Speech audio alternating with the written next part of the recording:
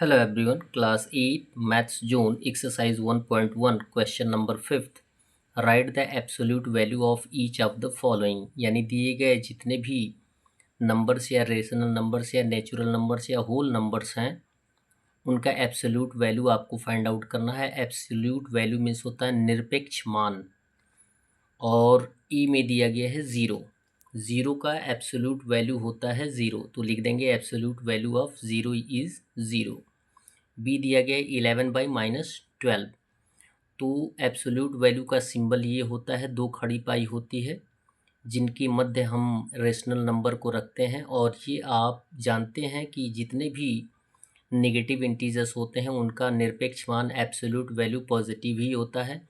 यदि positive rational होंगे तब भी उनका एब्सोल्यूट वैल्यू पॉजिटिव ही होगा।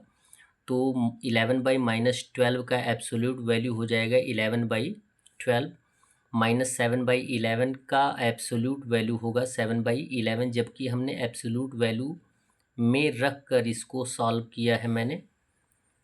5/8 का एब्सोल्यूट वैल्यू होगा 5/8, यानी एब्सोल्यूट वैल्यू का जो मीनिंग होता है वो होता है निरपेक्ष मान।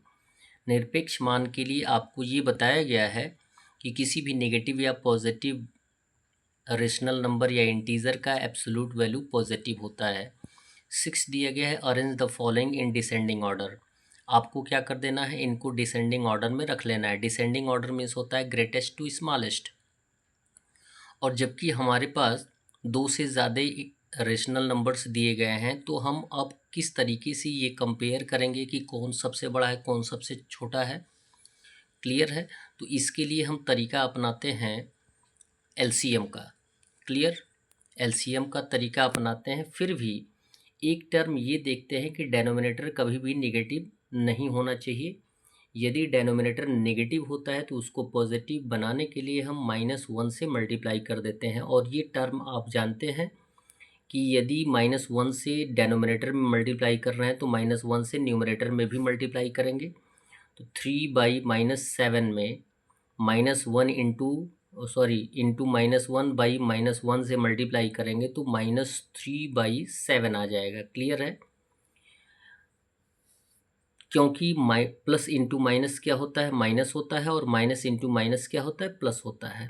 ये हो गया -3/7, -5/14, -1/2, -25/28।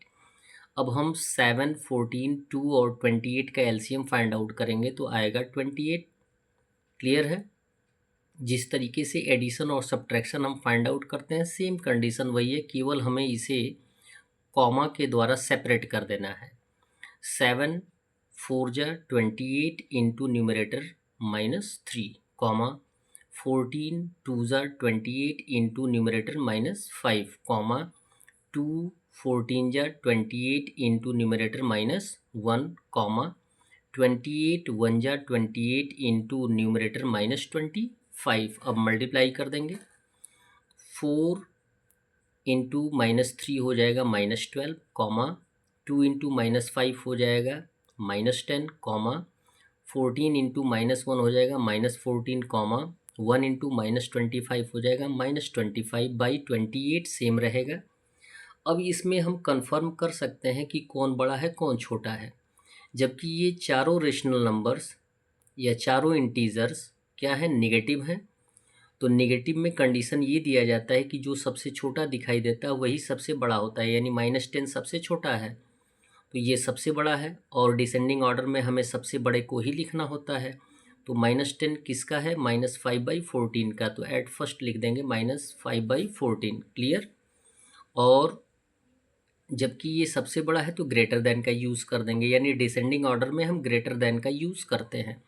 -10 के बाद -12 आएगा जो कि किसका है, -3/7 का है, तो 3/-7 भी लिख सकते हैं और -3/7 भी लिख सकते हैं। ग्रेटर देन दो नंबर आपको निकाल देने हैं। अब कंपेयर करना है -14 और -25 में, तो -14 बड़ा है, किसका है, -1/2, तो -1/2 लिख देंगे। ग्रेटर देन सबसे छोटा आएगा -25, ये किसका है, -25/28। क्लियर है? ये हो जाएगा हमारा डिसेंडिंग ऑर्डर।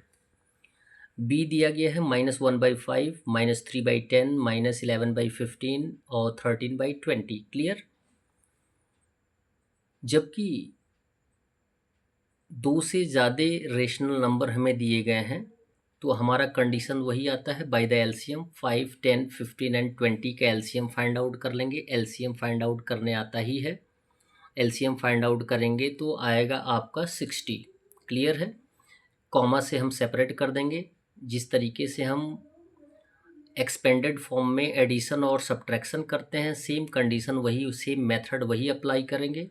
5 12 जा 60 इंटू न्यूमरेटर -1, कॉमा 10 6 जा 60 इंटू न्यूमरेटर -3, कॉमा और 15 4 जा 60 इंटू न्यूमरेटर -11, कॉमा 20 3 जा 60 इंटू 13। अब मल्टीप्लाई करके लिख देंगे।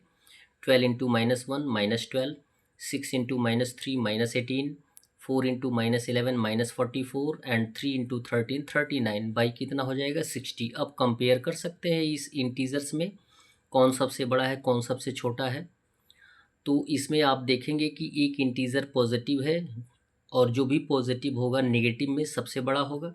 39 किसका है 13/20 का, तो सबसे पहले 13/20 लिखेंगे, ग्रेटर देन का यूज़ करेंगे। उसके बाद अब इन तीनों नेगेटिव इंटीजर में ये केयर करेंगे कि कौन सबसे बड़ा है, तो -12 सबसे बड़ा है। नेगेटिव इंटीजर में जो छोटा दिखाई देता है वही बड़ा होता है। ये किसका है फर्स्ट वाले का, तो -1/5 आ जाएगा। ग्रेटर देन -18 उसके बाद आएगा, जो कि कौन से टर्म पे आता है सेकंड टर्म पे। सेकंड का रेशनल नंबर है -3/10, तो -3/10 लिखेंगे। ग्रेटर देन एट लास्ट आ जाएगा -44, जो कि -11/15 होगा। That's all. वीडियो को लाइक करें और चैनल को अवश्य सब्सक्राइब करें। धन्यवाद।